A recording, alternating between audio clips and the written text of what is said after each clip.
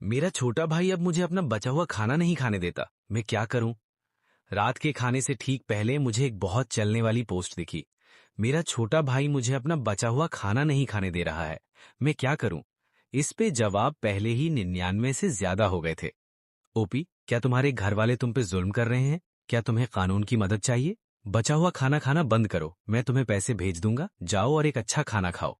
लेकिन ओपी ने पक्का जवाब दिया, तुम लोग गलत समझ रहे हो, मेरा भाई मेरे साथ बहुत अच्छे से रहता है। मैं ही हूं जो उसका बचा हुआ खाना खाना चाहती हूँ। फिर किसी ने पूछा, क्या तुम्हारे भाई को कानून की मदद चाहिए? मैं जहां से हूं वहां सिर्फ दरवाजे पे बंधा हुआ कुत्ता ही बचा हुआ खाना पसंद करता है। मेरे भाई को बचपन से ही अपनी थाली में खाना छोड़ना बहुत पसंद है। बहुत सालों से जो भी वो छोड़ता है मैं ही उसे खत्म करती हूँ। लेकिन कुछ दिनों से पता नहीं उसे क्या हो गया है, वो अचानक अब मुझे बचा हुआ खाना नहीं खाने दे रहा है। मुझे दे भी नहीं रहा है। मैं क्या करूं? क्या मेरा भाई अब मुझसे नफरत करता है? इस मजे को देखकर मैंने एवं ही जवाब दिया, हाँ हाँ, तुम्हारे भाई को बाहर कोई नई बड़ी बहन मिल गई होगी और अब उसे तुम्हारी जरूरत नहीं है। लेकिन जैसे ही मैंने सेंड दबाया, किचन में एक कटोरी टूट गई। मैंने अपना फोन छोड़ दिया और भागकर वहां गया। ओलिया, क्या तुम ठीक हो? ओलिया स्टोव के पास खड़ी थी। उसकी लंबी गोल गले वाली टी शर्ट की बाहें ऊपर चढ़ी थीं, जिससे उसकी पतली और गोरी बाह दिख रही थी। उसके हाथ के नीचे नीली पट्टी वाली मिट्टी की कटोरी बिल्कुल दो हिस्सों में टूट गई थी। मुझे देखकर ओलिया ने अपना चालू फोन उल्टा करके रख दिया। माफ करना, मेरा हाथ फिसल गया था, मैं तुम्हें डराना नहीं चाहती थी। मैं जल्दी से वहां गया, उसका हाथ पलटकर ध्यान से देखा और बोले बिना नहीं रह सका। तुम्हें खुद को चोट लगने वाली थी, तुम मुझसे क्यों माफी मांग रही हो? ओलिया हमेशा ऐसी ही है, अपनी सेहत का बिल्कुल ध्यान नहीं रखती। ठीक है, ठीक है। ओलिया ने मेरे सिर को सहलाया। उसकी आंखों में वही पुरानी जानी पहचानी प्यारी सी हंसी थी। जाओ अपने हाथ धो लो, खाना 1 मिनट में तैयार हो जाएगा। अपनी गीले हाथ सुखाने के बाद मैंने अपना फोन खोला और देखा कि ओपी ने पहले वाली पोस्ट पे जवाब दिया है। ओपी ने लिखा, ऐसा नहीं हो सकता। जो भी लड़की मेरे भाई को पसंद करती है मैं उसे चुपचाप संभाल लेती हूँ। जो भी चिट्ठी उसे मिलती है वो जला दी जाती है। वो हमेशा मेरे साथ रहता है और उसके फोन में कोई ऐसी वैसी लड़की नहीं है। इससे पहले कि मैं कुछ बोलता, बाकी कमेंट करने वाले लोग पहले ही गुस्सा हो गए। रुको ओपी, क्या ये किसी की बातों में दखल देना नहीं है? भाई के साथ इंसाफ होना चाहिए। मैं जितना इस बारे में सोचता हूं ये उतना ही अजीब लगता है। मतलब ओपी ना सिर्फ ये तय करती है कि उसके दोस्त कौन होंगे, बल्कि वो उसका फोन भी देखती है। फिर ओपी का एक नया जवाब ऊपर आया, मैंने बस अपने भाई पे एक जीपीएस ट्रैकर लगाया है और कुछ नहीं। कृपया इतनी डरी हुई बात इतने आराम से मत बोलो, मैं सच में पुलिस को फोन करने वाला हूं। ओपी ने जवाब दिया, मेरा भाई छोटा है, भोला है, मैं बस डरती हूं कि बुरे लोग उसे बहका ना दें। एक जानने के इच्छुक आदमी ने पूछा, अगर बुरा ना मानो तो तुम्हारा भाई कितने साल का है? छोटी स्कूल में है या बड़ी स्कूल में है? ओपी ने जवाब दिया, वो कॉलेज में है। उस आदमी ने तुरंत बोला, कॉलेज में है और तुम अब भी इतना सब तय करती हो? ये तो वही बात हुई कि स्कूल के दिनों में दबाकर रखा, किसी से मिलने नहीं दिया और जैसे ही पढ़ाई खत्म हुई तो डर गए। बच्चों के सर पे सवार रहने वाली बात है ये, तुम जीत गई। ओपी ने जवाब दिया, मैरी मैरी ये मैं कौन हो सकती हूँ? उस आदमी ने जवाब दिया, क्या ओपी हमारी ही भाषा बोल रही है? क्या किसी और को ये जानने का मन नहीं है कि ओपी और उसका भाई सच में सगे भाई हैं? मैं जितना पढ़ता हूं ये उतना ही अजीब लगता है। ओपी ने जवाब दिया, खून का रिश्ता नहीं है, मुझे उसके माता पिता ने गोद लिया था। एक ने जवाब दिया, सगा रिश्ता नहीं है, ये तो और भी सही है। गोद ली हुई बहन या बचपन की दुल्हन, मैं ये खुद समझ लूंगा। लेकिन सच तो ये है कि तुम्हारा भाई इस सबसे परेशान है। तुम उसके मिलने जुलने को रोकती हो, तुम उसकी दोस्ती को रोकती हो और अब तुम उसके बचे हुए खाने को भी रोकती हो। कौन परेशान नहीं होगा? ओपी, तुम्हें बदलना होगा। जिस दिन तुम्हारा भाई गुस्सा हो गया वो तुमसे रिश्ता तोड़कर चला जाएगा। ओपी ने हंसते हुए कहा, बेकार की बात है। मेरे भाई ने मुझसे कहा था कि मैं दुनिया की सबसे अच्छी बहन हूं और वो पूरी जिंदगी मेरे साथ रहना चाहता है। इसको कहते हैं पागल होना। मैं तो कुछ बोलूंगा भी नहीं। ये भाई का चस्का अब ठीक नहीं हो सकता। ये बात तो तुम्हारे भाई ने तब कही होगी जब वो छोटा था। वो शायद इसे बहुत पहले ही भूल गया होगा। मेरे भाई ने भी बचपन में कहा था कि वो मुझसे शादी करेगा। फिर बड़ा होकर मेरे पीठ पीछे एक खराब लड़की से मिलने लगा। मुझे इतना गुस्सा आया कि मैंने उस खराब लड़की को नोच लिया। फिर क्या हुआ? फिर मेरे भाई ने मुझे थप्पड़ मार दिया। बहुत मर्द बनता है। जलन हो रही है। दो दुखी बहनें अचानक एक दूसरे से मिल गईं, बहुत अच्छा है। क्या इससे ये पक्का नहीं होता कि बचपन के वादे सच नहीं होते? सब बड़े होकर उन्हें भूल जाते हैं, सिर्फ बड़ी बहन ही इसे सच मान लेती है। ओपी ने फिर कोई जवाब नहीं दिया। शायद डर गई, शायद बंद करके चली गई। इस पोस्ट की घर की कहानी बिल्कुल मेरे घर जैसी लगती है। ओलिया भी मेरे घर तब आई थी जब वो 8 साल की थी। पहले मुझे वो ज्यादा पसंद नहीं थी। मुझे लगता था कि वो मेरे माता पिता का प्यार मुझसे छीन रही है और मैंने उनके पीठ पीछे उसके साथ बहुत सारी बुरी शरारतें की थीं। लेकिन ओलिया ने मेरे साथ इतना अच्छा बर्ताव किया कि धीरे धीरे मैंने उसे अपना लिया। मेरे दिल में वो सच में मेरी बहन बन गई। मैंने चुपचाप खुद को किस्मत वाला माना। भगवान का शुक्र है कि ओलिया उस पोस्ट वाली बहन जैसी बिल्कुल नहीं है, नहीं तो मैं सच में ये सब झेल नहीं पाता। ओलिया का खाना हमेशा की तरह बिल्कुल बढ़िया था। मैं खाने में बहुत नखरे करता हूँ, बहुत कम खाना ही मुझे पसंद आता है। फिर भी ओलिया को पता नहीं कैसे, मुझे बिल्कुल नहीं मालूम, हमेशा मेरी पसंद का खाना बनाना आता है। मुझे लालच आ गया और मैंने थोड़ा ज्यादा खाना ले लिया। अब मेरा पेट दर्द कर रहा है, बहुत ज्यादा भर गया है। लेकिन कटोरी के नीचे देखने पर अभी भी आधा चावल बचा है जो मैं खत्म नहीं कर सकता। मेरे सामने ओलिया ने पूरे खाने में मुश्किल से कुछ खाया था। वो खोए हुए ध्यान से अपनी कटोरी के चावल को लड़ी से हिला रही थी। किसी वजह से उसका मूड खराब लग रहा था, जबकि खाने से पहले वो ठीक थी। ओलिया, मैंने आवाज दी। ओलिया तुरंत होश में आई। उसकी आंखों का डर एक पल में चला गया, बिल्कुल अचानक से। तुम्हारा पेट भर गया? मैंने हाँ में सिर हिलाया। ओलिया ने आराम से हाथ बढ़ाया और मेरी आधी भरी चावल की कटोरी ले ली। रुको, मैंने तुरंत उसे रोकने की कोशिश की। मेरी उंगलियां कटोरी के किनारे को छूने ही वाली थीं, लेकिन उसने एक बार में ही उसे उठा लिया। उसने पहले ही अपनी लड़ी उठा ली थी। मेरे बचे हुए चावल का एक छोटा हिस्सा उठाया और उसे अपने मुंह में डाल लिया। उसने बचे हुए टमाटर और अंडे का एक टुकड़ा वहां से खाया जहां मेरी लड़ी लगी थी, बहुत आराम से चबाते हुए, जैसे ही सबसे आम बात हो। मेरा बचा हुआ खाना मत खाओ, मैंने मना किया। उसने कटोरे से अपना सिर उठाया और मुझे देखा। क्या हुआ? उसने अपने मुंह का खाना निगला। उसका चेहरा नर्म था, लेकिन उसकी आंखों में एक जिद थी। क्या मैंने तुम्हारे लिए ये तब से नहीं किया जब तुम छोटे से थे? पहले सब ठीक क्यों था और अब क्यों नहीं? छोड़ो भी ओलिया, मैं अब कोई छोटा बच्चा नहीं हूं। जब मैं छोटा था मैंने एक कार्टून देखा था जिसमें कहा गया था कि जो भी खाना खराब करेगा वो मरने के बाद नर्क में जाएगा और खाने की कीमत समझने के लिए हमेशा भूखा रहेगा। इसने छोटे से मुझे इतना डरा दिया था कि मेरी एक टुकड़ा छोड़ने की हिम्मत नहीं होती थी। और इसका नतीजा ये हुआ कि मैंने इतना ज्यादा खा लिया कि मैं बीमार हो गया। मेरे माता पिता मुझे उस रात जल्दी से अस्पताल ले गए। मेरे बिस्तर के पास ओलिया ने मेरा हाथ जोर से पकड़ा था। वो खुद भी बहुत डरी हुई थी। उसने अपनी आंखें नीचे की और धीरे से एक वादा किया। नर्क की सजा, मैं ये सब तुम्हारे लिए झेल लूंगी, इसलिए डरो मत, तुम ठीक हो जाओगे। उस दिन से मुझे नर्क से बचाने के लिए चावल का हर एक टुकड़ा जो मैंने छोड़ा, हर एक पीने की चीज जो मैं खत्म नहीं कर पाया, यहां तक कि आधा खाया हुआ आइसक्रीम भी, सब ओलिया के पेट में जाता था। ये हमारे बीच एक बिना बोली हुई आदत बन गई। कॉलेज के दिनों तक जब मैं अपने दोस्तों के साथ खा रहा था मैंने एवं ही इस बारे में बताया। मेरा साथ रहने वाला दोस्त हैरान होकर देखने लगा। तुम्हारी बहन के पास तो बहुत सब्र है। अगर मेरी बहन होती तो वो कटोरी मेरे सिर पे मार देती। लेकिन तुम्हारी बहन क्या करेगी जब वो किसी से मिलना शुरू करेगी? अगर किसी लड़के को पता चला कि उसकी गर्लफ्रेंड हमेशा अपने भाई का बचा हुआ खाती है तो उसे अजीब लगेगा। तभी मुझे समझ में आया कि जिस तरह मैं ओलिया के साथ रहता हूं वो सच में हद पार कर चुका है। और वैसे भी वो मेरा ही बचा हुआ खाना क्यों खाएगी? वो कोई कुत्ता नहीं है। रात के खाने से पहले मैंने जो पोस्ट देखी थी, मुझे इस सब के बारे में और भी बुरा लगा। जो भी हो ओलिया, इसे खाना बंद करो। मेरी आवाज थोड़ी ज्यादा सख्त हो गई जितनी मैंने सोची नहीं थी। अब से मैं अपना बचा हुआ खाना खुद देख लूंगा। ओलिया के हाथ पैर रुक गए। उसने अपनी आंखें उठाई और मुझे देर तक देखा। वहां की हवा अचानक भारी हो गई। कुछ देर बाद उसने कटोरी नीचे रख दी। उसकी आवाज बिल्कुल सपाट और कुछ समझ नहीं आ रहा था। ठीक है, अब से मैं नहीं खाऊंगी। ओलिया से थोड़ी अनबन के बाद अलग होकर मुझे बुरा लग रहा था कि मैंने बात को कैसे संभाला। बात को ठीक करने के लिए और ओलिया से माफी मांगने के लिए मैंने खाने के बाद बर्तन धोने को कहा। ओलिया थोड़ी रुकी, फिर धीरे से थोड़ा हंसी। क्या, अब बड़े हो गए हो? इतने बड़े कि अब मुझे बर्तन भी नहीं धोने दोगे? इस एक बात ने मेरे उन सब शब्दों का गला घोंट दिया जो मैंने बात ठीक करने के लिए सोचे थे, और वो मेरे गले में ही रुक गए। वो पीछे देखे बिना किचन में चली गई। पानी के चलने की आवाज एक दीवार की तरह खड़ी हो गई। मुझे आज ओलिया बिल्कुल गलत लग रही थी। मैंने किया ही क्या था? मैंने तो बस उसे मेरा बचा हुआ खाना खाने से मना किया था। क्या ये सच में इतना गलत है? उसके इस तरीके ने मेरे गुस्से को बढ़ा दिया। मेरा अपना गुस्सा भी बढ़ गया। मैंने बर्तन साफ करने का कपड़ा मेज पर फेंका और गुस्से में बोला, धो या मत धो, मुझे कोई फर्क नहीं पड़ता। फिर मैं सीधे अपने कमरे में चला गया। मैंने अपने हाथ से दरवाजे का हैंडल इतनी जोर से पकड़ा जैसे गुस्सा निकाल रहा हूं, और दरवाजे को एक तेज आवाज के साथ बंद कर दिया। मैंने अपना फोन खोला और देखा कि पहले वाली पोस्ट बदल गई थी। ओपी ने लिखा, मेरे भाई ने आज रात फिर मुझे अपना बचा हुआ खाना खाने से मना कर दिया। उसने कहा कि अब वो बड़ा हो गया है और अपनी चीजें खुद संभालेगा। अब मुझे क्या करना चाहिए? मैं पहले ही गुस्से में था। मैंने ये पोस्ट देखी और मेरा गुस्सा और बढ़ गया। मैंने गुस्से में जवाब दिया, बचा हुआ, तुम्हें बस बचा हुआ ही पता है। क्या कुछ ताजा खाना अच्छा नहीं होगा? बचे टुकड़ों के लिए क्यों जिद कर रही हो? एक और कमेंट करने वाले ने बोला, अब तो मुझे भी जानने का मन हो रहा है, क्या भाई का बचा हुआ खाना सच में इतना स्वादिष्ट होता है? लगता है ऊपर वाला बंदा भी बचा हुआ खाना खाने का शौकीन है। बिल्कुल नहीं। और वो मेरा भाई है, हमारा भाई नहीं।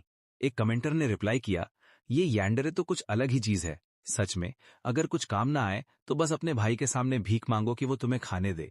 तुम्हें विक्टिम बनना आता है ना, उसके सामने थोड़े से आंसू बहा दो, वो मान जाएगा। एक लंबे पॉज के बाद ओपी ने रिप्लाई किया, पहले से ही रो रही हूं, क्योंकि मैं रोक नहीं पाई, पर मैंने अपने भाई को देखने नहीं दिया। मैं नहीं चाहती थी कि वो अपनी सिस्टर को बेचारी समझे। एक कमेंटर ने कहा, बचा हुआ खाना खाना कब से प्राउड होने वाली बात हो गई। जैसे ही मैं थोड़ा शांत होकर आज का असाइनमेंट शुरू करने की कोशिश करता हूं, मुझे याद आता है कि मैं अपना लैपटॉप बाहर ही भूल गया। मैं धीरे से अपना दरवाजा खोलता हूं और जैसे ही लिविंग रूम में कदम रखता हूं, मेरी नजर किचन की तरफ चली जाती है। फॉसेट अभी भी चल रहा है। पानी की एक पतली धार से एक शांत एक जैसी आवाज आ रही है। मुझे हैरानी होती है कि ओलिया बर्तन नहीं धो रही है। वो सिंक के सामने मेरी तरफ पीठ करके खड़ी है। दोनों हाथ ठंडे क्वार्ट्ज काउंटर टॉप पर टिके हुए हैं। उसका डार्क स्वेटर उसकी पतली कमर के कर्व को दिखा रहा है। अचानक मुझे चलते हुए पानी के नीचे एक और आवाज सुनाई देती है। एक हल्की, रुकी हुई सिसकी मेरे कानों तक पहुंचती है। मेरी आंखें थोड़ी बड़ी हो जाती हैं। मैं यकीन न करते हुए ओलिया की हल्की सी कांपती हुई पीठ को देखता हूं। ओलिया रो रही है। मेरी याद में मैंने ओलिया को सिर्फ एक ही बार रोते हुए देखा है। मुझे अभी भी वो दिन याद है जब मेरे पेरेंट्स पहली बार उसे घर लाए थे। उसने एक पुरानी ड्रेस पहनी थी जो इतनी बार धोई गई थी कि उसका रंग फीका पड़ गया था। वो चुपचाप मेरे पेरेंट्स के पीछे चल रही थी। केलेब, यहाँ आओ, आज से ओलिया तुम्हारी बड़ी सिस्टर बनेगी। ओलिया ने मेरी तरफ हाथ बढ़ाया और मैंने उसका हाथ झटक दिया। मुझे कोई सिस्टर नहीं चाहिए। छोटे मे को ओलिया के दर्द भरे पास्ट के बारे में नहीं पता था। मुझे बस इतना पता था कि कोई अचानक से कहीं से आ गया है, कोई ऐसा जो मेरे पेरेंट्स का ध्यान मुझसे दूर करने वाला था। केलेब, तुम्हें क्या हो गया है? मैंने उन्हें इग्नोर किया, अपनी टॉय रेस कार उठाई और गुस्से में पैर पटकते हुए ऊपर चला गया। ओलिया ने धीरे से अपना वो हाथ दबाया। उसके चेहरे पर कोई गुस्सा नहीं को था। इसके बजाय उसने मेरे पेरेंट्स को एक हल्की, तसल्ली देने वाली स्माइल दी। मैं ठीक हूं। उसके बाद उस बाहर वाले को भगाने के चक्कर में मैंने हर तरह की बचकानी नखरे किए। मैंने उसके होमवर्क को छुपाया, जानबूझकर वो मीट उसके बोल में भर दिया जो उसे पसंद नहीं था। उसे मेरे साथ घर घर खेलने के लिए मजबूर किया। उसके चेहरे पर कार्टून वाले स्टिकर्स चिपकाए और यहाँ तक कि उसके जिम शूज की अकेली जोड़ी को, जो पहले से ही फट रही थी, एक कीचड़ के पानी में लात मारकर गिरा दिया। मैं चाहे कुछ भी करता, ओलिया कभी गुस्सा नहीं होती थी। उसने कभी मुझ पर गुस्सा नहीं निकाला, कभी अपना दर्द नहीं दिखाया। वो बस नीचे झुकती और चुपचाप पानी से अपने वाइट जिम शूज निकाल लेती। क्या तुम्हारे पैर में दर्द हो रहा है? बिल्कुल उस वादे की तरह जो उसने घर आने वाले दिन मेरे पेरेंट्स से किया था। वो एक अच्छी सिस्टर बनकर मेरा ख्याल रखती थी। मैंने जो कुछ भी उस पर फेंका, उसने बस झेल लिया। इससे मुझे अजीब सा बेचैन लगने लगा और मैंने धीरे धीरे अपनी शरारतें बंद कर दी और उन छोटे छोटे रोज के मूवमेंट से बदलाव आने लगा। मैं ओलिया के साथ का आदी होने लगा। स्कूल आना जाना, वो रात जब वो मेरे साथ होमवर्क के लिए बैठी थी। कभी कभी जब बुरे सपनों की वजह से मेरी नींद खुल जाती, तो मैं आदत से मजबूर उसके दरवाजे को धक्का देता और उसके ब्लैंकेट में उसके साथ घुस जाता। वो मेरे पेरेंट्स के करियर का सबसे बिजी समय था। वो अक्सर घर से बाहर रहते थे। मुझे बाद में रियलाइज हुआ कि ओलिया, जो मुझसे सिर्फ 4 साल बड़ी थी, उसने चुपचाप मेरे दोनों पेरेंट्स का रोल संभाल लिया था। इतनी कम उम्र में मेरे लिए वहां खड़े रहने की जिम्मेदारी उठाई थी। ये एक आम वीकेंड की शाम थी। सनसेट की धूप फ्लोर टू सीलिंग विंडो से अंदर आ रही थी। उस डेस्क पर फैल रही थी जहां वो मुझे पढ़ा रही थी। एक मैथ का प्रॉब्लम था जो मुझे समझ ही नहीं आ रहा था। मेरे पास बैठकर वो पहले से ही स्क्रैच पेपर पर तीसरा तरीका ट्राई कर रही थी। जब मैं उसकी साफ एक्सप्लेनेशन सुन रहा था, तो मेरी नजर अपने आप उसकी झुकी हुई पलकों पर चली गई। मेरे सीने के अंदर उस नर्म जगह में कुछ चुपके से बदल गया। जब उसने आखिरकार खत्म किया और ऊपर देखा, उसकी आंखें पूछ रही थी कि क्या मुझे समझ में आया, तो मैं धीरे से बोला, बिना सोचे समझे, गॉड, ये तो सिस्टर हैं। अगले ही सेकंड ऐसा लगा जैसे हवा जम गई हो। ओलिया बिल्कुल शांत हो गई। वो पहली बार था जब मैंने उसे सिस्टर कहा था। जैसे ही उसने ये सुना, ओलिया फ्रीज हो गई। उसकी उंगलियां पेन पर टाइट हो गई, नकल सफेद पड़ गए। वो हमेशा नर्म रहने वाली आंखें शौक में बड़ी हो गई। फिर मैंने देखा कि उसकी आंखों में आंसुओं की एक मोटी परत जमा होने लगी है, जो भारी और भारी होती गई जब तक कि वो अपना वजन नहीं संभाल पाई और एक बड़ा सा आंसू बिना किसी वार्निंग के उसकी आंख के कोने से नीचे गिर गया। मैं तुरंत परेशान हो गया। जो थोड़ी सी शर्म मुझे महसूस हो रही थी, वो उसके आंसू आते ही गायब हो गई। ओलिया ने जल्दी से अपना चेहरा नीचे कर लिया और अजीब तरीके से अपना चेहरा पोंछने लगी। मैं लोगों को चुप कराने में अच्छा नहीं था। मैं बस वही कर सकता था जो ओलिया हमेशा मेरे साथ करती थी, उसका चेहरा अपने हाथों में लेकर धीरे से उसके आंसू पोंछते हुए। ठीक है, रो मत। क्या तुम्हें सिस्टर कहना पसंद नहीं आया? नहीं, मुझे पसंद आया। जैसे उसे डर हो कि मैं उस पर यकीन नहीं करूंगा। उसने अपनी आंखें बंद कर लीं और धीरे से अपना चेहरा मेरी हथेली पर रगड़ा और एक बार फिर दोहराया, मुझे बहुत पसंद आया। अब वापस प्रेजेंट में आते हैं। इस मोमेंट में मेरे सीने में जमा सारा गुस्सा बिना किसी निशान के गायब हो जाता है और उसकी जगह एक दर्द भरी ना झेली जाने वाली नर्म एहसास ले लेती है। मैं गहरी सांस लेता हूं, पास जाता हूं और उसका चेहरा अपने हाथों में लेता हूं। उसकी रोने वाली आंखें थोड़ी बड़ी हो जाती हैं। आंसुओं के निशान अभी भी उन कोनों में साफ दिख रहे हैं जिन्हें वो छिपा नहीं पाई थी। वो सच में रोई थी। ओह ओलिया। मैं अपने थम्स का यूज करके धीरे से उसके चेहरे से आंसुओं के रास्ते को पोंछता हूं। चलो अभी, ये तो बस बचा हुआ खाना है। तुम इस बात पर इतनी अपसेट क्यों हो? अगर तुम इसे खाना चाहती हो तो खा लो, मैं कुछ नहीं कहूंगा। जब मैं इस बारे में सोचता हूं तो ये सच में सिर्फ बचा हुआ खाना ही तो है। हम बचपन से ऐसा करते आ रहे हैं। ओलिया को छोड़ो, मैं खुद इसका आदी हूं। ये कोई बड़ी बात नहीं है। कम से कम उस पोस्ट के मुकाबले जिसे मैंने अभी स्क्रॉल किया था, जिसमें वो पॉजेसिव जीपीएस ट्रैकर लगाने वाली अजीब सिस्टर थी। ओलिया उससे 100 गुना बेहतर है। आखिरकार ओलिया का कोई बुरा इरादा नहीं है। वो बस एक बोल बचा हुआ खाना चाहती है। तो मैं ओलिया पर इतनी छोटी सी बात पर गुस्सा क्यों हो रहा हूं? मैं थोड़ा और पास जाता हूं, दोनों हाथ आगे बढ़ाता हूं और धीरे से उसे अपनी कमर पर लपेट लेता हूं। मैं उसे इस तरह पकड़ता हूं जैसे बचपन की उन अनगिनत रातों में करता था, जब वो मुझे किसी बुरे सपने के बाद चुप कराती थी। एक बार में एक बराबर स्ट्रोक से मेरी पीठ थपथपाती थी।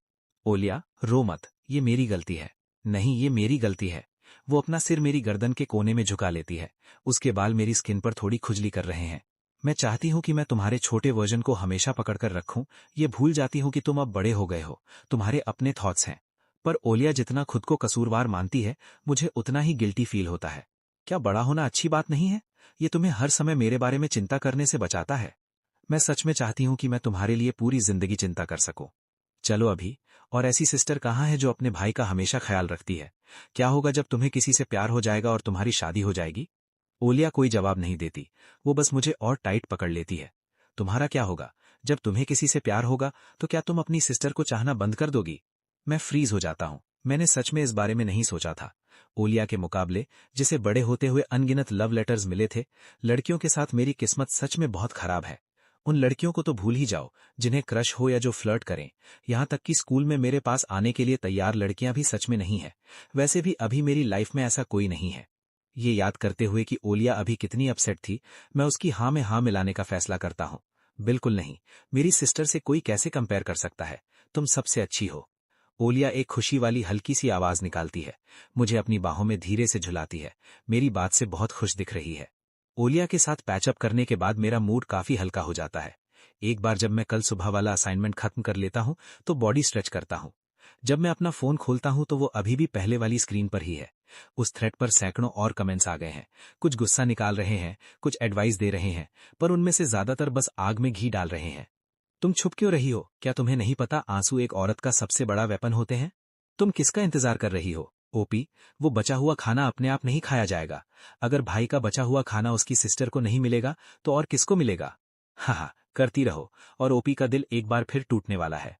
किसी वजह से ये थ्रेड मुझे एकदम घोटने वाला एहसास देता है। ओह, पता चला मैंने बस शर्ट उल्टी पहनी थी। ऊपर वाले यूजर, रुक जाओ, मैं हंसते हंसते मर रही हूं। पर शायद इसलिए क्योंकि ये सिचुएशन मेरी अपनी सिचुएशन के बहुत पास लगती है, मेरे सीने में ओपी के लिए एक अजीब सी हल्की सी सिंपैथी जागती है।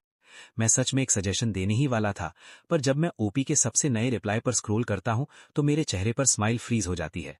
गलती से अपने भाई को मुझे रोते हुए देखने दे दिया।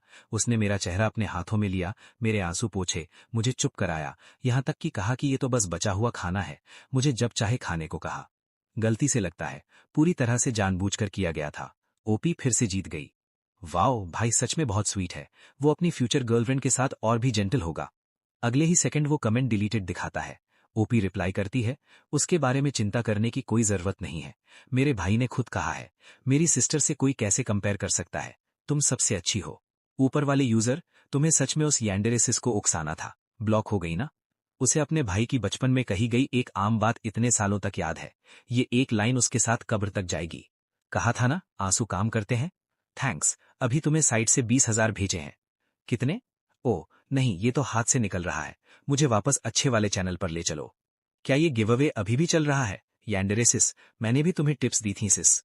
ओपी, ओपी, तुम मेरा सारा बचा हुआ खाना ले सकती हो। मैं बस 5,000 मांगूंगी। सॉरी, यहाँ कोई मजबूरी नहीं है। मैं सिर्फ अपने भाई का बचा हुआ खाना खाती हूँ। मुझे बाकी बचा हुआ देखने की हिम्मत नहीं होती। पहले तो ये बस एक कोइंसिडेंस लग रहा था।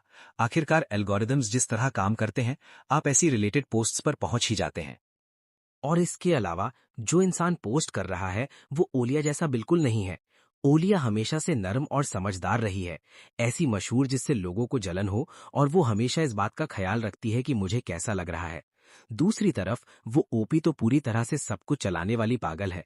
अपने भाई की चिट्ठियां जलाना, उसे किसी से मिलने से रोकना, जैसे उसका भाई सिर्फ उसका ही हो। इसलिए मैंने कभी एक बार भी उन दोनों को अपने दिमाग में एक साथ नहीं जोड़ा।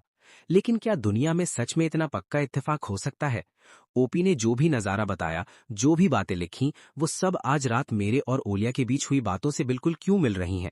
ये सोच मेरी पीठ में एक ठंडे सांप की तरह ऊपर चढ़ गई। मैं वापस पोस्ट पर गया, कुछ सबूत ढूंढने के लिए। मेरी आंखें आखिर में उस बात पर रुकी जो ओपी ने पहले लिखी थी। मैंने बस अपने भाई पर एक जीपीएस ट्रैकर लगाया है और कुछ नहीं। मैंने वो पूरी रात ठीक से नींद नहीं ली।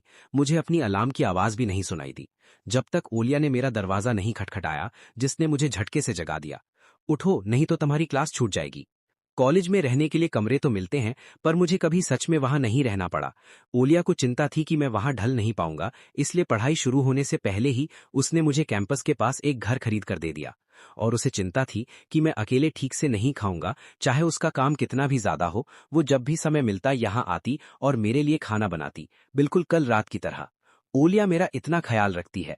अगर मैं कर सकता तो मैं सच में उसके बारे में बुरा नहीं सोचना चाहता। मेरी थकान के मुकाबले ओलिया आज बहुत अच्छे मूड में लग रही थी। मेरे सामने नाश्ता रखते हुए गुनगुना रही थी, इसे चक्कर देखो, हाफ फ्राई अंडे जो तुमने पिछली बार कहे थे। अंडे का पीला हिस्सा बिल्कुल गोल था, ऊपर से चटनी बिल्कुल सही तरीके से डाली गई थी, और साथ में क्रंची बेकन और एस्पैरेगस था। किसी और दिन मुझे ये देखकर बहुत अच्छा लगता, ये बात कि मेरी वही कही हुई चीज भी ओलिया को याद रहती है। लेकिन आज इस ख्याल ने मुझे एक दबाव सा महसूस करवाया, जिससे मैं बच नहीं सकता था। अचानक एक परछाई मेरे ऊपर आई। मैंने ऊपर देखा और ओलिया की सुंदर आंखों से मेरी नजर मिली। तुम आज इतने खोए हुए क्यों हो? वो मेरे इतने पास आई, इतनी पास कि मैं उसकी आंखों में अपना चेहरा साफ देख सकता था। क्या तुम्हारी तबीयत ठीक नहीं है, या दिमाग में कोई बात चल रही है? कुछ नहीं, बस एक बुरा सपना देखा था, बस वही दिमाग में घूम रहा है। ओलिया ने कुछ सेकंड तक चुपचाप मुझे देखा, फिर वो सीधी खड़ी हो गई। उसका बोलने का तरीका वापस पहले जैसा प्यारा हो गया। पहले खाओ, मैं तुम्हें थोड़ी देर में छोड़ दूंगी। घर कैंपस के पास ही था, पर क्योंकि बारिश होने वाली थी इसलिए ओलिया ने गाड़ी निकाली। बाहर चलती हुई सड़कों को देखते हुए मैंने एवं ही बात छेड़ी। ओलिया, क्या तुम्हें मार्कस याद है? हाँ, तुम्हारा हाई स्कूल का साथ बैठने वाला दोस्त। अचानक उसका नाम क्यों लिया? उसने कल मुझे मैसेज किया था, कह रहा था कि उसने कॉलेज में किसी लड़की से मिलना शुरू किया है। बहुत ज्यादा रोकती टोकती है। सुना है उसने उसके फोन में कोई ट्रैकिंग सॉफ्टवेयर भी डाल दिया है। उसे हर सेकंड पता होना चाहिए कि वो कहाँ है। मैं चुप हो गया और उसके चेहरे को देखने लगा। आजकल की टेक्नोलॉजी इतनी आगे है, क्या सच में ऐसा कुछ करना मुमकिन है जो पता भी न चले? ये थोड़ा डरावना लगता है। ओलिया के चेहरे पर एक भी बदलाव नहीं आया। उसकी आंखें अब भी सामने सड़क पर थीं। ऐसे खराब रिश्ते से तुम्हें बहुत दूर रहना चाहिए, उसने पहले एक बहन की तरह समझाया, फिर आराम से मेरे सवाल का जवाब दिया। लेकिन अगर तरीके की बात करें, अगर तुम्हारे पास किसी का फोन कुछ मिनट के लिए हो, तो एक छुपा हुआ प्रोग्राम डालना मुश्किल नहीं है, या इससे भी आसान एक क्लाउड अकाउंट के लोकेशन फीचर से भी ये किया जा सकता है। ओह, तुम्हें इस बारे में भी पता है? गाड़ी रुक गई। वो मेरी सीट बेल्ट खोलने के लिए आगे झुकी। उसके नाखून मेरे बालों से हल्के से टकराए। बिल्कुल, मुझे पता है, मैं हमेशा तुम्हारे लिए इन सब चीजों पर नजर रखती हूँ। उसने मेरे बाल खराब किए, उसकी आंखें नर्म थीं। क्योंकि मैं तुम्हारी बहन हूँ। मुझे लगा कि मैं आखिरकार बच गया, पर गाड़ी से बस 2 कदम दूर जाते ही ओलिया ने मुझे आवाज दी, रुको। मैं घुमा और देखा कि वो मेरा फोन हिला रही थी, जिसमें लगा पोलर बियर का खिलौना उसके साथ घूम रहा था। बुद्धू, तुम अपना फोन भूल गए। ये साल की पहली बड़ी क्लास थी, ऐसी चीज जिसमें मुझे सच में दिलचस्पी थी, फिर भी मैं कुछ समझ नहीं पा रहा था। ओलिया ने गाड़ी में जो कहा था, उस बारे में सोचते हुए मैं अपने फोन के खिलौने से खेलने लगा। जब मैं छोटा था, मेरे पास एक पोलर बियर का सॉफ्ट टॉय था, पर एक दिन वो अचानक गायब हो गया। सुना था कि नई काम वाली को पता नहीं था, उसने सोचा वो पुराना हो गया है और उसे फेंक दिया। पर मुझे हर रात सोने के लिए उस खिलौने को पकड़ना जरूरी था। वो मेरा सहारा था। क्योंकि वो मॉडल आना बंद हो गया था, मेरे माता पिता को दूसरा नहीं मिला। मैं बहुत समय तक दुखी रहा, पर कोई कुछ नहीं कर सकता था। जब तक कि कुछ महीनों बाद ओलिया ने मुझे ये छोटा पोलर बियर का खिलौना नहीं दिया। उसने इसे खुद बनाया था, बिल्कुल उस खिलौने जैसा जैसा मुझे याद था। लकड़ी का वो भालू जो आधी उंगली से बड़ा नहीं था, फिर भी इतना ध्यान से बनाया गया था। कौन जानते हैं उसने अकेले में कितनी बार कोशिश की होगी, तब जाकर ऐसा बढ़िया काम हुआ। मैंने उसकी पतली और गोरी उंगलियों को देखा, जिनमें लकड़ी के छोटे टुकड़ों की वजह से खरोच थीं, और सोचा कि वो पूरी तरह से पागल है। मुझे पता है कि शायद ये उस पोलर बियर की जगह नहीं ले सकता, पर तुम इसे अपने साथ रख सकते हो और जब भी उसकी याद आए इसे छू सकते हो। अगर तुम्हें पसंद नहीं आया तो मैं दूसरा बना दूंगी। नहीं, जरूरत नहीं है, ये बिल्कुल सही है। मैंने अपनी नाक से कोड़ी, मेरी आंखें भर आई थीं। यहां तक कि मेरे माता पिता को भी लगता था कि वो पोलर बियर बस एक आम खिलौना था। उन्हें समझ नहीं आया कि मैं इतना दुखी क्यों हूं। सिर्फ ओलिया को पता था कि वो मेरे लिए कितना जरूरी था। तब से मैंने इस खिलौने को अपने साथ रखा है। चाहे इतने सालों से हाथ लगने की वजह से इसका रंग साफ हो गया हो, फिर भी मेरी इसे फेंकने की हिम्मत नहीं होती। इस बारे में सोचते हुए मेरे अंदर एक अजीब सा दुख जाग उठा। शायद मैं ज्यादा सोच रहा हूं। ओलिया मेरा इतना ख्याल रखती है, वो कभी ऐसा कुछ कैसे कर सकती है जिससे मुझे चोट पहुंचे। शायद बस कोई गलतफहमी हुई है। एक अचानक सी इच्छा मेरे अंदर जागी। मैं कल वाली ओपी को ढूंढना चाहता हूं और उससे सीधा पूछना चाहता हूं। मैंने अपना फोन खोला और फोरम में गया, पर पता चला कि वो पूरी पोस्ट ही गायब थी। मैंने याद से ओपी का अकाउंट ढूंढा, पर उसकी प्रोफाइल पर बस 4 ठंडे शब्द लिखे थे। यूजर बंद कर दिया गया है। केलब है ना? साल अभी शुरू हुआ था। यहाँ ऐसा कोई नहीं होना चाहिए जो मुझे जानता हो। मैं घुमा और मुझे याद से एक थोड़ा जाना पहचाना चेहरा दिखा। मैं एक पल के लिए लुका, फिर उसका नाम लिया, क्लोई। उसने अपनी भौं उठाई और उसके गालों पर 2 हल्के डिंपल दिखे। अच्छा हुआ तुम्हें मैं याद हूं, नहीं तो मैं एमआई ढूंढ रही होती। 11वीं क्लास के बाद गर्मियों में मेरे स्कूल ने दूसरे शहर में एक कैंप रखा था। वहां मैं क्लोई से मिली, जो उसी कैंप में आई थी। चाहे हम अलग स्कूल और अलग शहर से थे, फिर भी हमारी बहुत अच्छी दोस्ती हो गई थी। कैंप खत्म होने के बाद हमने अपने नंबर लिए और साथ रहने का वादा किया। मुझे ढूंढ रही हो? मेरी आवाज में यकीन नहीं था। क्या तुमने बाद में हर जगह से मुझे ब्लॉक नहीं कर दिया था? तुमने कहा था कि जब तुम शहर आओगी तो मुझसे मिलोगी। मैंने तुम्हारा बहुत इंतजार किया। अगले ही पल क्लोई के चेहरे से हंसी चली गई। उसने प्रोफेसर को देखा, जो अभी भी लेक्चर दे रहे थे। वो पास आई और बहुत धीरे से बोली। उसकी आवाज भारी थी। केलब, ऐसा बिल्कुल नहीं हुआ था। क्लास के बाद क्या हम कहीं बैठकर बात कर सकते हैं? मुझे तुम्हारी बहन ओलिया के बारे में कुछ बताना है। जैसे ही घंटी बजी, मैं लगभग तुरंत ही क्लोई के पीछे क्लास से बाहर निकल गया। हम कैंपस के पास एक शांत कैफे में गए और एक कोने वाले कैबिन में बैठ गए। उसने गहरी सांस ली, जैसे खुद को मजबूत कर रही हो, और सीधा मुझे देखा। केलब, सबसे पहले मैं तुम्हें कभी ब्लॉक नहीं करना चाहती थी, और मैंने कभी तुम्हारा वादा नहीं तोड़ा। कैंप खत्म होने के बाद मैं हर दिन तुम्हें मैसेज करके बात करना चाहती थी। उसके पहले शब्दों ने मुझे झटका दिया। मेरे कान बजने लगे। लेकिन जिस हफ्ते मुझे शहर आना था, उससे पहले तुम्हारी बहन ओलिया मुझसे मिली। उसने रुका। उसकी आंखों में थोड़ी शर्म थी। उसने मुझसे कहा कि मैं तुम्हारी जिंदगी से पूरी तरह से गायब हो जाऊं और तुमसे कभी बात न करूं। मेरे हाथ मेरे घुटनों पर जोर से बंद हो गए। मेरे नाखून मेरी हथेलियों में धंसने लगे। मैंने मना कर दिया, जरूर। जब मुझे पता चला कि वो तुम्हारी बहन है, मैंने उसे बताया भी कि मैं तुम्हें पसंद करती हूँ और मैं तुम्हारे साथ खुले आम रहना चाहती हूँ। क्लोई के गाल थोड़े लाल हो गए। फिर उसका चेहरा रोने जैसा हो गया। फिर उसने मुझे मेरे पापा की कंपनी के कुछ जरूरी पैसों के घोटालों के सबूत दिखाए, जो हमें बर्बाद कर सकते थे। उसने मुझे बताया कि अगर मैंने उसकी बात नहीं मानी तो उसके पास मेरे पूरे परिवार को कंगाल करने के बहुत तरीके हैं। और सिर्फ यही नहीं। क्लोई ने मेरे सफेद पड़े चेहरे को देखा और आगे कहा। उसने मुझे प्यार से समझाया कि मैं तुमसे दूर रहूं, कहा कि ये मेरे ही भले के लिए है। मुझे ये बात अजीब लगी, तो मैंने बाद में थोड़ी छानबीन की। केलब, जरा ध्यान से सोचो। छोटी स्कूल से लेकर बड़ी स्कूल तक, क्या वो सब लड़कियां जो तुम्हारे थोड़े पास आती थीं, वो धीरे धीरे दूर नहीं चली गईं? क्या तुम्हारी कोई लड़की दोस्त नहीं है? मेरा दिमाग बिल्कुल खाली हो गया। मेरा जिस्म मेरे बिना चाहे हल्के से कांपने लगा। हाँ, छोटी स्कूल की क्लास मॉनिटर जो मुझे पढ़ाती थी, उसके पापा का ट्रांसफर हो गया और वो अचानक स्कूल छोड़कर चली गई। बड़ी स्कूल में जो लड़की मेरे साथ पढ़ती थी, थोड़े दिन बाद एक हादसे में उसकी हड्डी टूट गई और उसने आधे साल की छुट्टी ली। और ऐसी कई और थीं। उनके चेहरे मेरे दिमाग में घूमने लगे। सबका अंजाम एक जैसा था, मेरी जिंदगी से पूरी तरह से गायब हो जाना। नहीं, ये सही नहीं है। मैंने खुद को रोकने की कोशिश की, हालांकि मुझे अपनी ही बात कमजोर लगी। ओलिया ने कॉलेज में परिवार का बिजनेस संभालना शुरू किया था। जब वो बिजी होती है, वो शहर से बाहर रहती है। हम एक स्कूल में नहीं थे, एक जगह भी नहीं थे। उसे कैसे पता हो सकता था कि स्कूल में क्या हो रहा था? क्लोई एक पल के लिए शांत हो गई, फिर अचानक बोली, क्या हो अगर तुम्हारी बहन के लोग स्कूल के अंदर ही हों? एक सोच मेरे दिमाग में तेजी से आई। मुझे मार्कस याद आया, वो खेलकूद में अच्छा लड़की जो हाई स्कूल के पहले ही दिन मिला था। उसने मेरी तरफ अजीब सा उत्साह दिखाया था।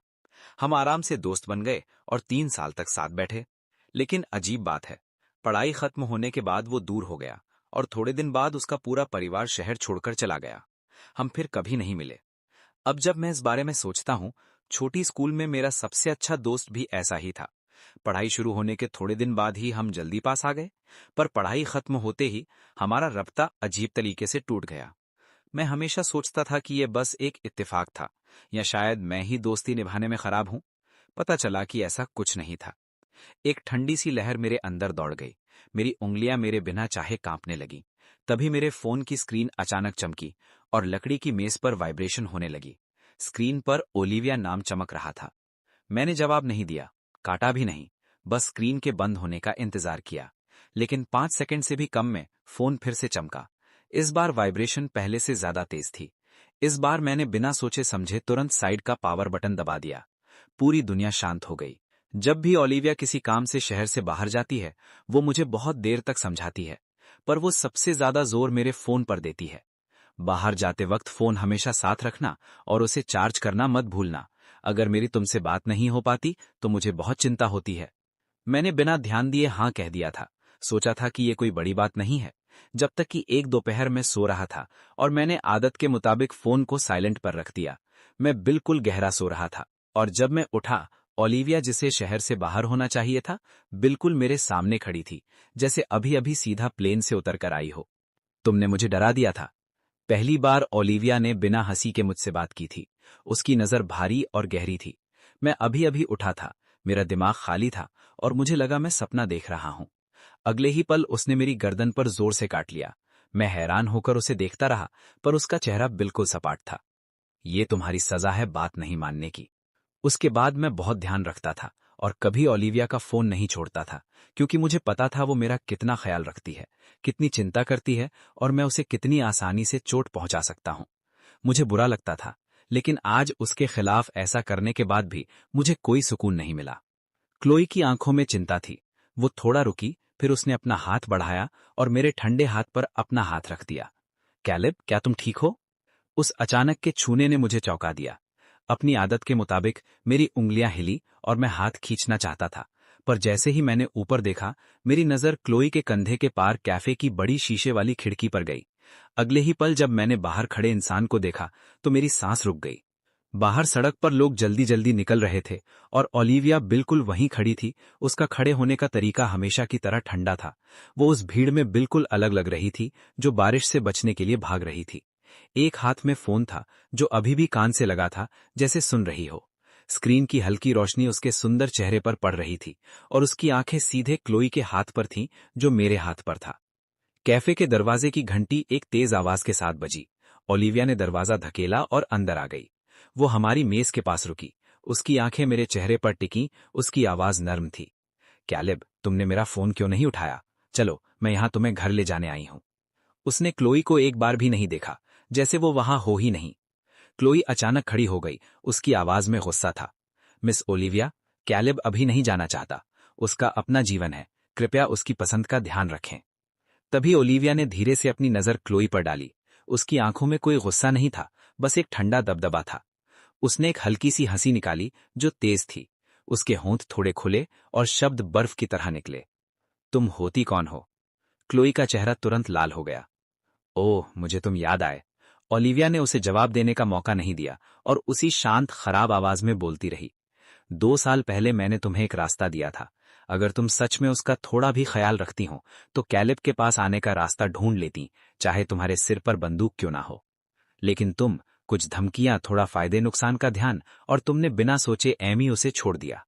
तुम एक छोटा सा तूफान भी नहीं झेल सकती, और फिर भी तुम्हें लगता है कि तुम्हें हमारे बीच बोलने का हक है? क्लोई ने अपना मुंह खोला। उसका चेहरा लाल से सफेद पड़ गया।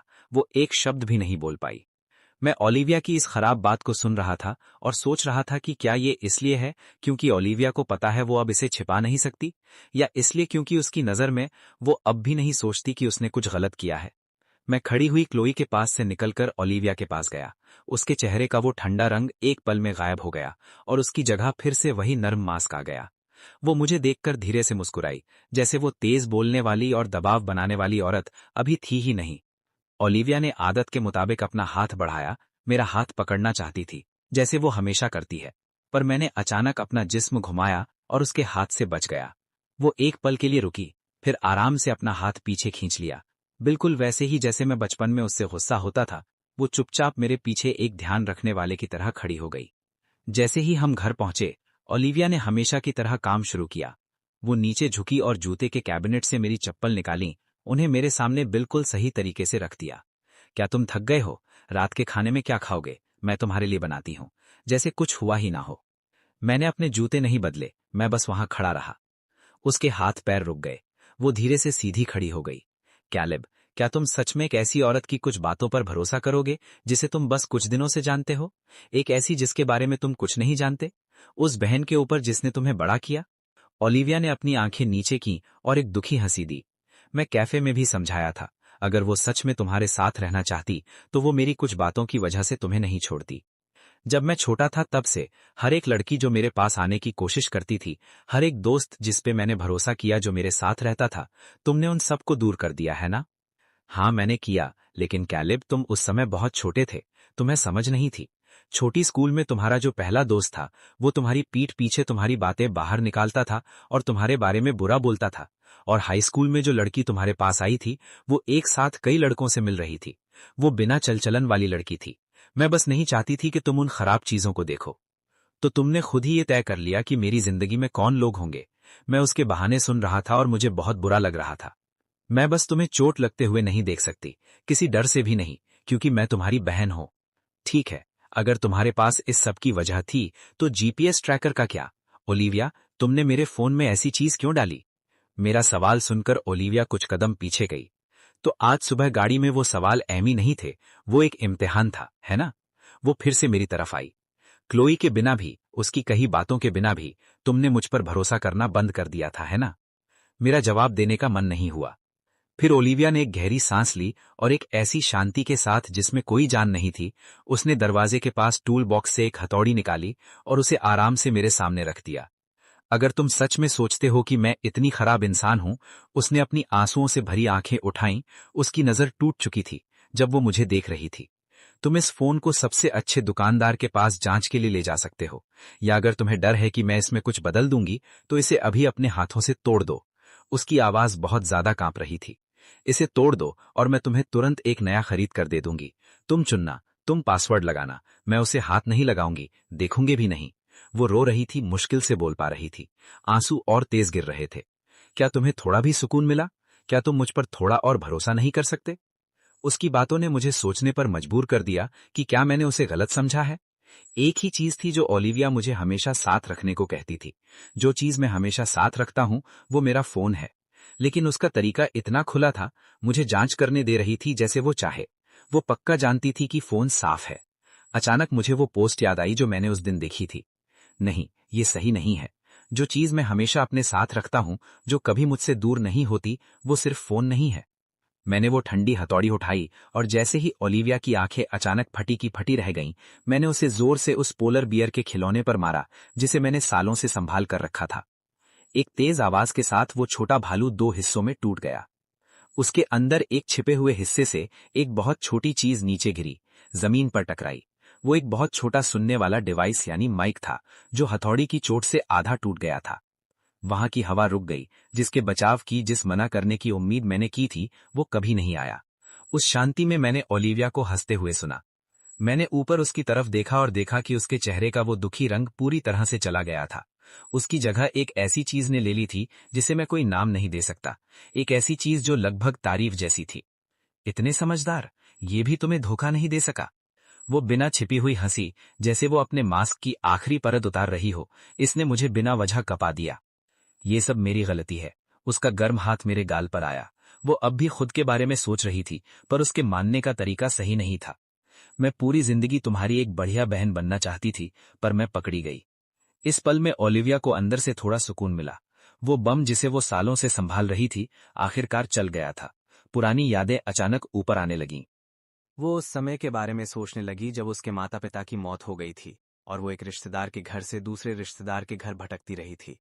हर कोई उसके बोझ से डरता था, जब तक कि उसके माता पिता के एक पुराने दोस्त से ये सब देखा नहीं गया और उन्होंने उसे गोद ले लिया। इस तरह वो कैलेब के परिवार में आई और उसकी बड़ी बहन बनी।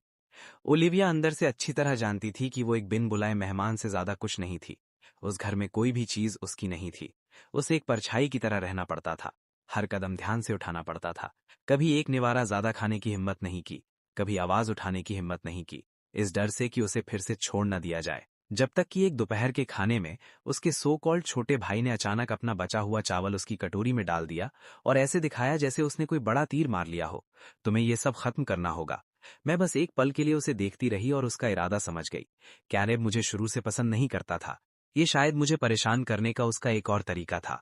मुझे कोई बेइज्जती या गुस्सा महसूस नहीं हुआ। मैंने बस अपना सिर झुकाया और कटोरी का एक एक निवाला ध्यान से खाया। इस घर में आने के बाद से ये पहली चीज थी जो मेरी अपनी थी। ऐसा लगा जैसे इसमें अब भी उसकी सांस बसी हो और मैंने उसे धीरे धीरे एक एक निवाला चबाकर अपने पेट में उतार लिया। अफसोस वो मजाक ज्यादा दिन नहीं चला। जब वो मुझसे ज्यादा घुल मिल गया और उसे मेरे गुजरे हुए कल के बारे में पता चला तो वो मुझसे उतना नफरत नहीं करने लगा जितना वो पहले करता था। इसलिए मैंने उसे धोखे से एक ऐसा पढ़ाई वाला कार्टून दिखाया जो उसकी उम्र के बच्चे के लिए बहुत ज्यादा था। कैलेब को हॉस्पिटल भेजना एक हादसा था, लेकिन मेरा मकसद पूरा हो चुका था। मैं उसके बचे हुए खाने का मजा लेती रही। पहले मुझे लगा कि इतना काफी था, लेकिन कहीं ना कहीं जो मैं चाहती थी वो बदलने लगा। शायद तब जब वो मुझे देखकर मुस्कुराता था, शायद तब जब वो मुझे दिड्डा कहता था, शायद तब जब वो हॉरर मूवीज देखने के बाद चुपके से मेरे कंबल में घुस जाता था। हर बार मेरे होठों पर अपने आप एक हंसी आ जाती थी। मेरे होठों के बीच और मेरे दिमाग में बस एक ही सोच रहती थी, मेरा छोटा भाई। जो भी चीज उसका ध्यान मुझसे भटकाती थी, मुझे उससे नफरत होती थी, चाहे वो कोई इंसान हो या कोई चीज। इसलिए मैं दिल से उसके उस प्यारे पोलर बेयर से नफरत करती थी। जब मुझे होश आया, मैं पहले ही उसके अंदर का रुई निकाल चुकी थी, कपड़े के टुकड़े टुकड़े कर चुकी थी और उसे कचरे में फेंक चुकी थी। वो इतना रोया कि मेरा दिल दर्द से फट गया। फिर भी एक अजीब सा सुकून मिला। अब से बस वो मुझे पकड़कर ही सो सकता था। फिर मैंने महीनों लगाकर बिल्कुल वैसा ही एक बेयर चार्म अपने हाथ से बनाया और उसे दिया। उसे आंसुओं के बीच मुस्कुराते हुए देखा, उसे संभाल कर रखते हुए देखा और अपने फोन पर लटकाते हुए देखा। मैं कामयाब हो गई थी। मैंने उस पुराने खिलौने की जगह अपनी बनाई हुई चीज रख दी थी और उस छोटे से चार्म के अंदर मैंने पहले ही वो आंखें लगा दी थीं जो उसके हर कदम पर नजर रखें। सिर्फ इस तरह मैं ये पक्का कर सकती थी कि वो हमेशा मेरी नजरों के सामने रहे। सिर्फ इस तरह मैं उसे खोने के उस घुटने वाले डर को कम कर सकती थी। मैंने सोचा था कि मैं इस सब को हमेशा के लिए संभाल लूंगी, प्यार और झूठ से एक सुरक्षित पिंजरा बना लूंगी, जब तक कि इस पल उसने इस पिंजरे को अपने ही हाथों से तोड़ नहीं दिया। वक्त फिर से चलने लगा जैसे। इस मोड़ पर अब कुछ छिपाने का कोई मतलब नहीं है। मैंने अपने होठ घुमाए और एक ऐसी शांति के साथ बोला जो लगभग खराब थी। उसे वो सब बातें बता दी जो मैंने अंदर दबाई थीं। अचानक एक तेज थप्पड़ मेरे चेहरे पर लगा। जोर बहुत ज्यादा था और मेरा गाल तुरंत चलने लगा। फिर भी मुझे कोई दर्द नहीं हुआ, बस दुख हुआ। अपने सामने कैलेब के गुस्से से भरे चेहरे को देखकर मैं बस यही सोच सकी, उसका हाथ इतनी जोर से लगा है, उसे कितना दर्द हुआ होगा। तो मैं सच में अजीब हूं। ओलिविया, ये सब किस लिए है? क्या मतलब है इसका? किस लिए? बहुत पहले किसी और ने भी मुझसे यही सवाल पूछा था। मार्कस, जो हाई स्कूल में कैलेब के साथ बैठता था, उसने एक बार कैलेब की रोज की बातें बताने के बाद अचानक पूछा, ओलिविया, अगर तुम कैलेब को पसंद करती हो और उसके साथ डेट करना चाहती हो तो तुम सच में डेट कर सकती हो। मैंने कभी कैलेब की गर्लफ्रेंड बनने का नहीं सोचा था। कपल्स अलग हो सकते हैं, शादियां टूट सकती हैं, लेकिन बहन भाई का रिश्ता बिल्कुल सही था। चाहे कुछ भी हो जाए, चाहे कितना भी बड़ा झगड़ा हो, ये रिश्ता हमेशा हमें साथ बांधे रखेगा। अब मैं एक गहरी सांस लेती हूँ। अब इससे भाग नहीं रही। इस अजीब और घुटने वाले एहसास का पहली बार सामना कर रही हूँ, क्योंकि मैं हमेशा तुम्हारे साथ रहना चाहती हूँ। इसके बाद मैं ओलिविया के पास फंस गया, उस अपार्टमेंट में बंद हो गया जो उसने मेरे लिए खरीदा था। वो अब भी मेरी बहन का नाटक कर रही थी, सफाई और खाना बनाना। उसकी आंखें हमेशा एक खाली दुख के साथ मेरे पीछे रहती थीं। वो मेरे कमरे के दरवाजे के बाहर खड़ी होती है, खटखटाती है और मुझे खाने के लिए बुलाती है। मैं बिस्तर पर लेटा रहता हूँ और ऐसे दिखाता हूँ जैसे सुना ही नहीं। फिर वो मेरे बंद दरवाजे को खोल देती है। कोई हैरानी नहीं कि इस घर में टूल बॉक्स में इतने सारे औजार हैं। तुम इसी का इंतजार कर रही थी। अब तो नाटक करने की भी जरूरत नहीं समझ रही, है ना? तकिया उसकी तरफ उड़ता है पर वो ना तो बचती है, ना ही हिलती है। तुम शांत हो गए थे, मैं बस चिंता कर रही थी। ओलिविया, खुद को देखो, क्या तुम में एक बहन का एक रत्ती भर हिस्सा बचा है जैसा तुम्हें होना चाहिए? उसकी आंखें छोटी हो गईं, उसके होठ खुले जैसे वो कुछ कहना चाहती हो। मेरी तुम जैसी कोई बहन नहीं है। मैं तुम्हें बहन मानने से इनकार करता हूँ। ओलिविया के प्रति मेरा तरीका बिल्कुल वैसा ही हो गया जब हम पहली बार मिले थे, बल्कि उससे भी ज्यादा खराब। लेकिन फर्क यह है कि ओलिविया अब इसे उस तरह नहीं झेल पा रही थी जैसे वो पहले झेलती थी। वो काफी दुबली हो गई थी। उसके आंखों के नीचे काले गड्ढे बन रहे थे। घर के दरवाजे की चाबी कहीं ऐसी जगह छुपाई हुई थी जो मुझे नहीं मिल रही थी, जिससे मेरे बाहर निकलने का कोई रास्ता नहीं था। फिर भी हर रात वो मेरे कमरे के दरवाजे के बाहर एक छोड़े गए आवारा कुत्ते की तरह बैठती थी। वो मुझे इस अपार्टमेंट में बंद करके बस खुद को धोखा दे रही थी, जैसे इससे हमारा रिश्ता बचा रहेगा। लेकिन हम दोनों अच्छी तरह जानते थे कि ये ज्यादा दिन नहीं चल सकता, क्योंकि मेरे माता पिता वापस आ रहे हैं। मम्मी ने मुझे देखते ही गले से लगा लिया।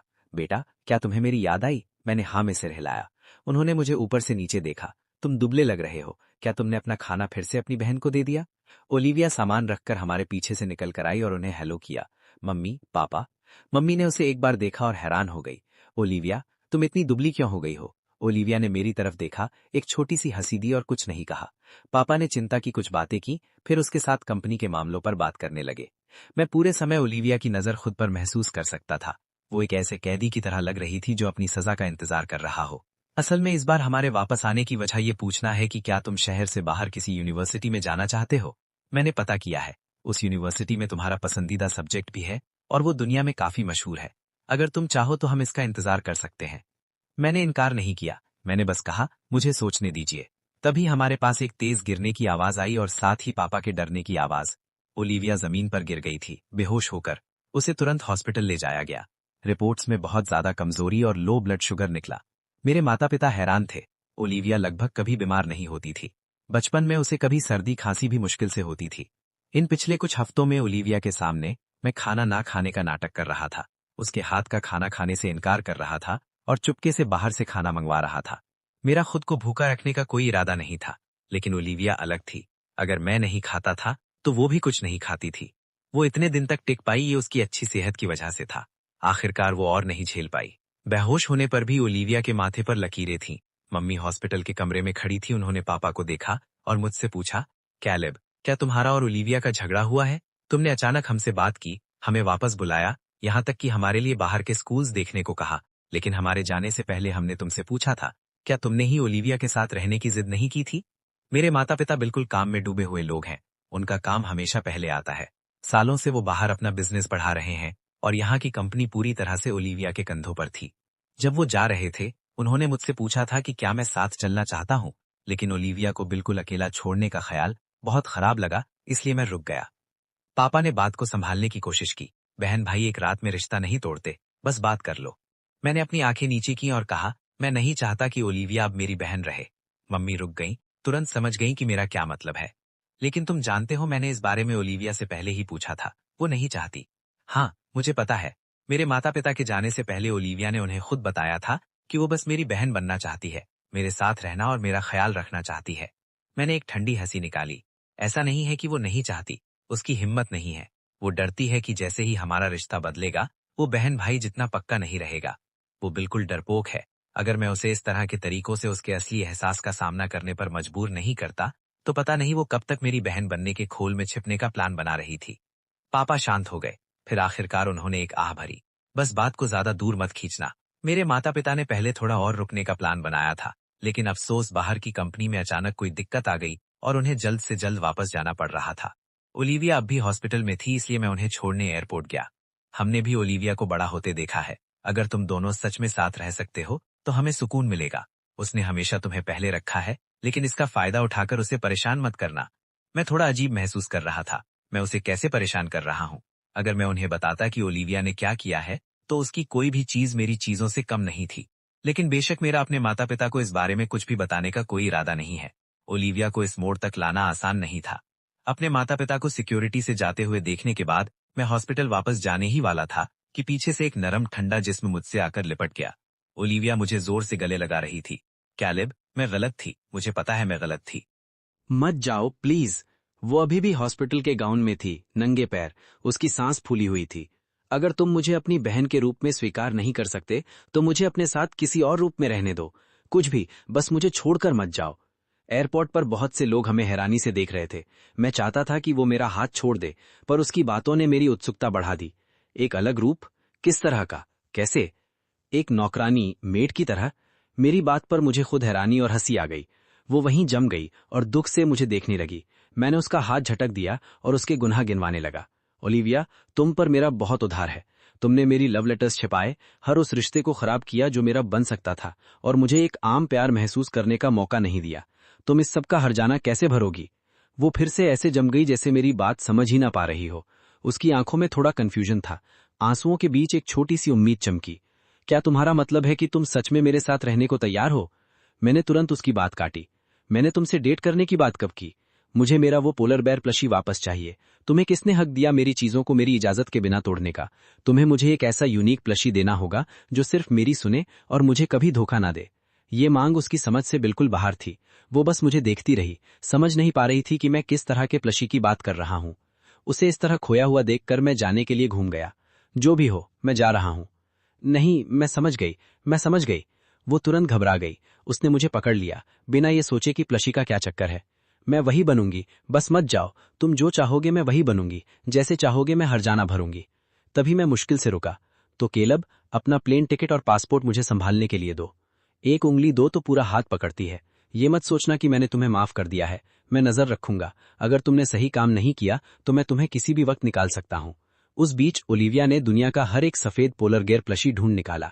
यहां तक कि उसने अपनी सारी जान पहचान लगा दी उस पुराने बंद हो चुके प्लशी को ढूंढने में, जिसे उसने सालों पहले तोड़ दिया था। हर बार वो उम्मीद भरी आंखों से एक नया बैर मेरे पास लाती। क्या ये वही है?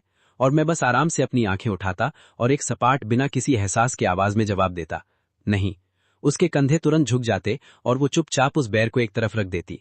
जब पूरा लिविंग रूम पोलर बैर प्लशीज से भर गया तो आखिरकार मेरा सब्र टूट गया। ओलिविया, मैं ये आखिरी बार कह रहा हूं, मुझे वही प्लशी चाहिए जो तुम मुझे दोगी। मैंने जानबूझकर तुम शब्द पर जोर दिया। मेरी आंखें उस पर टिकी थी। अगर कल मैं क्लास से वापस आया और मुझे वो नहीं दिखा? मैं रुका, उसका सफेद पड़ा चेहरा देखा और आगे बोला, तो मैं सच में चला जाऊंगा। इस बार मैं ये पक्का करूंगा कि तुम्हें मेरी फ्लाइट की कोई जानकारी ना मिले। उसके बाद मैंने उसे मुड़कर नहीं देखा। मैं घूमा और अपने कमरे में चला गया। अगले दिन मैं हमेशा की तरह क्लास से घर आया। एंट्री वे में अंधेरा था। मैं आदत के मुताबिक अपने जूते बदलने के लिए नीचे झुका, पर जब मैं सीधा खड़ा हुआ और लिविंग रूम की तरफ देखा तो मैं बिल्कुल जम गया। बस कुछ वॉल लैंप्स चल रहे थे। उस नर्म, शांत और हल्की रोशनी में ओलिविया कालीन के बीच में चुपचाप घुटनों के बल बैठी थी। उसने एक नर्म क्रीम रंग का लाउंज वेयर ड्रेस पहना था। उसके बाल उसके आधे चेहरे पर गिर रहे थे। बस उसके हाथ ड्रेस के किनारों को जोर से पकड़े हुए थे। उसके कान के किनारे और गर्दन का हिस्सा शर्म से हल्का गुलाबी हो रहा था।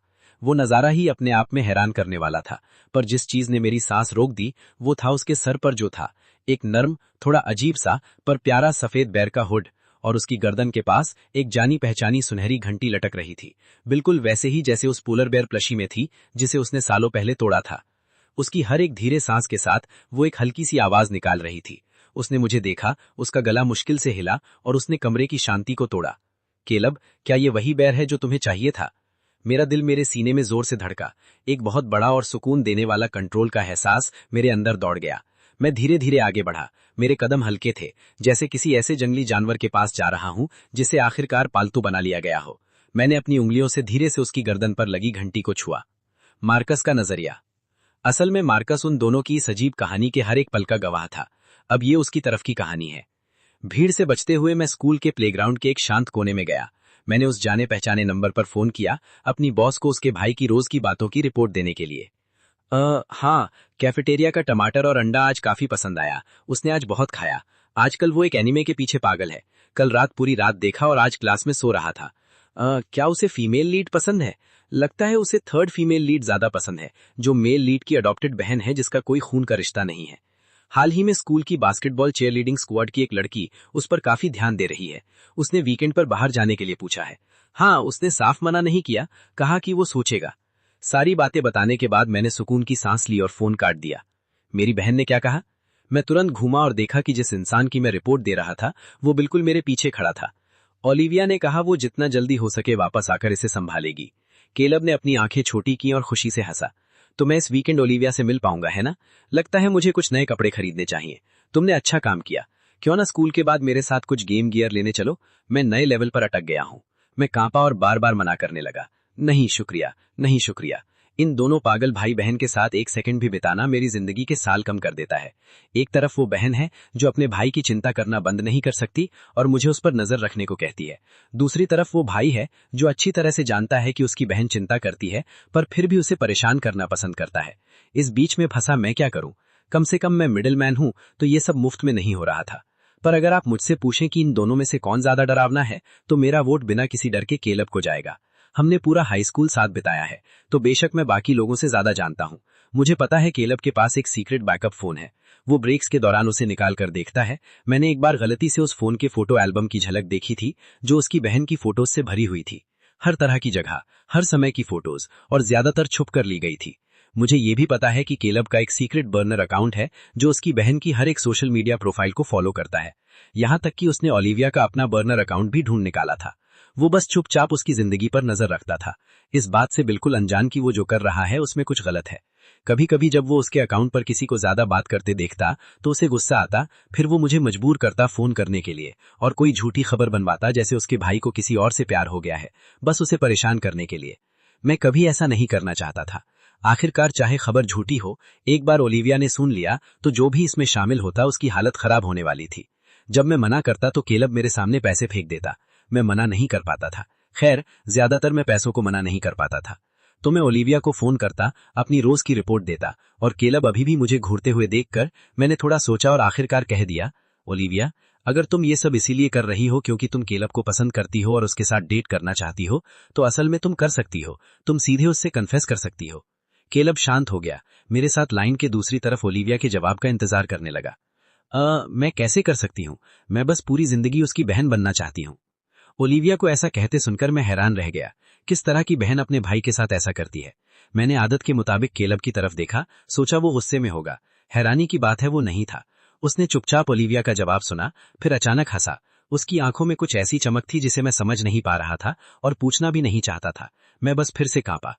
सालों बाद मैं अपने ऑफिस में काम कर रहा था जब अचानक एक ईमेल आया। पता चला वो ओलिविया और केलब की तरफ से घर बदलने का नोटिस है। केलब ने लिखा था कि कहीं ना कहीं मैं भी एक वजह हूं जिसकी वजह से वो दोनों एक साथ रहने लगे हैं और अगर मैं फ्री हूं तो उन्होंने मुझे हाउस वार्मिंग पार्टी में बुलाया है। इस क्रेडिट के लिए साफ मना है। शुक्रिया प्यारे केलब, तुमसे सुनकर अच्छा लगा। अफसोस मैं आजकल बहुत बिजी हूं और हाउस वार्मिंग में नहीं आ पाऊंगा। आप दोनों को नए घर के लिए ढेर सारी खुशियां।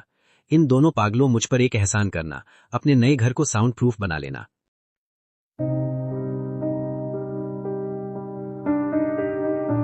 In the grey fog,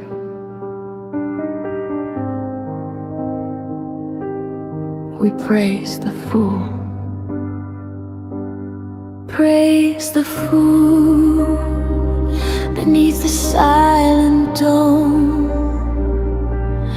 Grey fog curls where gods lost their throne. Indisputable, he stands alone, a broken crown, a nameless god. The distant star cuts through the night, cold revelation burning light.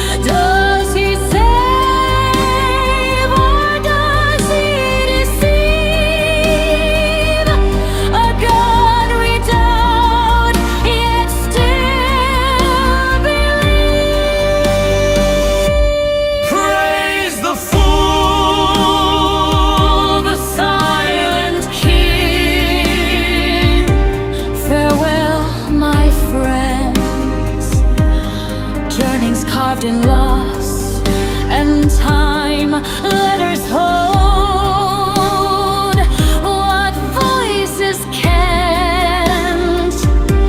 Names erased yet never gone. Who now blesses gods above, when even gods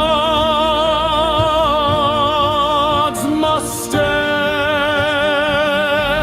Praise a fool when hope runs thin.